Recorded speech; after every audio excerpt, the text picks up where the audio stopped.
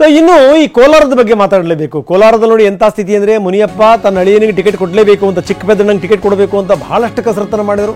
ಆದರೆ ಅಳಿಯನಿಗೆ ticket miss ಆಯಿತು.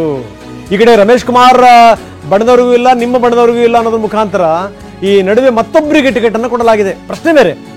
ಆದರೆ ಈಗ ಮುನಿಯಪ್ಪನವರ ನಡೆ ಏನು, ಅವರ ಬೆಂಬಲಿಗರ ನಡೆ ಏನು? ಟಿಕೆಟ್ ಕೊಡಲಿಲ್ಲ ಅಂದ್ರೆ ಚುನಾವಣೆ ಸಂದರ್ಭದಲ್ಲಿ ಕಾಲಿಡಲ್ಲ ಅನ್ನುವಂಥ ಮಾತನ್ನು ಹೇಳಿದರು ಮುನಿಯಪ್ಪ.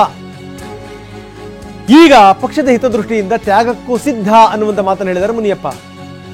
ಹಾಗಾದರೆ ಮುನಿಯಪ್ಪ ಯಾವ ನಿರ್ಧಾರಕ್ಕೆ ಬರ್ತಾರೆ?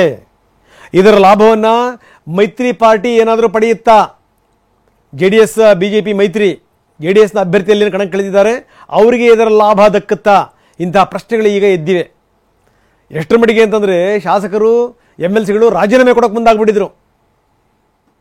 ನೀವೇನಾದರೂ ಬರೀ ನಿಮ್ಮ ಕುಟುಂಬದವ್ರನ್ನೇ ನೀವು ಕಣಕ್ಕಿಳಿಸ್ತೀರಿ ಅಂತಂದ್ರೆ ತಗೊಳ್ಳಿ ನಮ್ಮ ರಾಜೀನಾಮೆನ ಅಂತ. ಆಸಿಡಿಟಿ, ಗ್ಯಾಸ್ಟ್ರಿಕ್, ಅಜೀರ್ಣ, ಒಂದಲ್ಲ ಒಂದು ಹೊಟ್ಟೆ ಸಮಸ್ಯೆ. ಅದಕ್ಕೆ ನಾನು ಅಮೃತ ಬಿಂದು ಟ್ಯಾಬ್ಲೆಟ್ನ ಯೂಸ್ ಮಾಡ್ತೀನಿ. ಅಮೃತ ಬಿಂದು, ಮನೇಲಿದ್ದಾಗ ಸಿರಪ್, ಟೂರಲ್ಲಿದ್ದಾಗ ಟ್ಯಾಬ್ಲೆಟ್. ಬನ್ನಿ, ನಮ್ಮ ಪ್ರತಿನಿಧಿ ರಾಜೇಂದ್ರ ಈಗ ನಮ್ಮೊಂದಿಗೆ ನೇರ ಸಂಪರ್ಕದಲ್ಲಿದ್ದಾರೆ ಕೋಲಾರದಿಂದ. ರಾಜೇಂದ್ರ, ಬಹಳ ಗಮನಿಸಬೇಕಾದಂಥ ಸಂಗತಿ, ನೀವೇನಾದರೂ ಟಿಕೆಟ್ ಕೊಡಲಿಲ್ಲ ಅಂತಂದ್ರೆ ಕ್ಷೇತ್ರಕ್ಕೆ ಕಾಲಿಡಲ್ಲ ಅನ್ನುವಂಥ ಮಾತನ್ನ ಹಿಂದೆ ಹೇಳಿದ ಜ್ಞಾಪಕ ಇದೆ. ಇಂಥ ಸಂದರ್ಭದಲ್ಲಿ ಮುನಿಯಪ್ಪನವ್ರ ನಡೆ ಏನು? ಈಗ ಮುನಿಯಪ್ಪ ಏನು ಅಪೇಕ್ಷೆ ಪಟ್ಟಿದ್ರು ಹಂಗಾಗಿಲ್ಲ. ಆದ್ರೆ ನಿನ್ನೆ ಮಾತಾಡುವಂಥ ಸಂದರ್ಭದಲ್ಲಿ ಮುನಿಯಪ್ಪ ಸ್ವಲ್ಪ ಸಾಫ್ಟ್ ಆಗಿದ್ರು.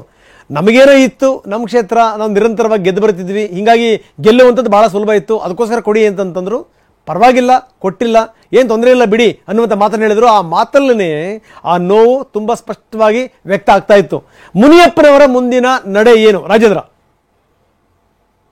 ರಂಗನಾಥ್, ಸಹಜವಾಗಿ ಏನು ಕೋಲಾರದಲ್ಲಿ ಅಭ್ಯರ್ಥಿ ಆಯ್ಕೆ ವಿಚಾರದಲ್ಲಿ ಎರಡು ಬಣ ರಾಜಕೀಯ ತಾರಕಕ್ಕೇರಿತ್ತು. ಮತ್ತೆ ಏನು ಹೈಕಮಾಂಡ್ ಅಂಗಳದಲ್ಲೇ ಕೂಡ ಸಾಕಷ್ಟು ಜಗಳ ಕೂಡ ಆಗಿತ್ತು. ಆದ್ರೆ ಈಗ ಏನು ಹೈಕಮಾಂಡ್ ಒಂದು ಸೊಲ್ಯೂಷನ್ ಅನ್ನ ಈಗ ಹುಡುಕಿರುವಂತದ್ದು. ಆದ್ರೆ ಎರಡೂ ಬಣದನ್ನ ಹೊರತಾಗಿ ಒಂದು ಅಭ್ಯರ್ಥಿಯನ್ನ ಈಗ ಕಣಕ್ಕಿಳಿಸಿರುವಂತದ್ದು. ಬೆಂಗಳೂರು ಮೂಲದ ಗೌತಮ್ ಅವ್ರನ್ನ ಅಭ್ಯರ್ಥಿಯಾಗಿ ಈಗ ಕಣಕ್ಕಿಳಿಸಿದೆ. ಆದ್ರೆ ಸಹಜವಾಗಿ ಈ ಒಂದು ಏನು ಫಾರ್ಮುಲಾದಲ್ಲಿ KH ಮುನಿಯಪ್ಪನವರಿಗೆ ಈಗ ಒಂದು ರೀತಿಯ ನಡೆ ಉಂಟಾಗಿರುವಂತದ್ದು. ಹಾಗಾಗಿ ಅವರ ನಡೆ ಏನು ಅನ್ನುವಂಥದ್ದು ಈಗ ಸತ್ಯ ಪ್ರಶ್ನೆ ಆಗಿರುವಂತದ್ದು. ಯಾಕಂದ್ರೆ KH ಮುನಿಯಪ್ಪನವರು ಹಾಗೂ ಅವರ ಬೆಂಬಲಿಗರು, ಅಂದ್ರೆ KH ಮುನಿಯಪ್ಪನವರು ಕೋಲಾರದಲ್ಲಿ ಅಂದ್ರೆ 8 ವಿಧಾನಸಭಾ ಕ್ಷೇತ್ರಗಳಲ್ಲೂ ಕೂಡ ತಮ್ಮದೇ ಆದ ಪ್ರಭಾವವನ್ನು ಹೊಂದಿರುವುದು. ಹಾಗಾಗಿ ಅವರ ಬೆಂಬಲಿಗರು ಮತ್ತೆ KH ಮುನಿಯಪ್ಪನವರು ಈಗ ಅಭ್ಯರ್ಥಿಗೆ ಪರವಾಗಿ ಪ್ರಚಾರವನ್ನ ಮಾಡ್ತಾರೆ. ಯಾಕಂದ್ರೆ KH ಮುನಿಯಪ್ಪನವರು ಈ ಒಂದು ಅಭ್ಯರ್ಥಿ ಆಯ್ಕೆ ಮುಂದೆ ಒಂದು ವಾರ್ನಿಂಗ್ ಅನ್ನ ಕೂಡ ಮಾಡಿದ್ರು. ಅಂದ್ರೆ ನಮ್ಮ ಅಭ್ಯರ್ಥಿಗೆ ಕೊಡ್ಲಿಲ್ಲ ಅಂತ ಅಂದ್ರೆ ತಮ್ಮ ಅಳಿಯನಿಗೆ ಟಿಕೆಟ್ ಕೊಡ್ಲಿಲ್ಲ ಅಂದ್ರೆ ಕೋಲಾರಕ್ಕೆ ಕಾಲಿಡೋದಿಲ್ಲ ಅಂತ.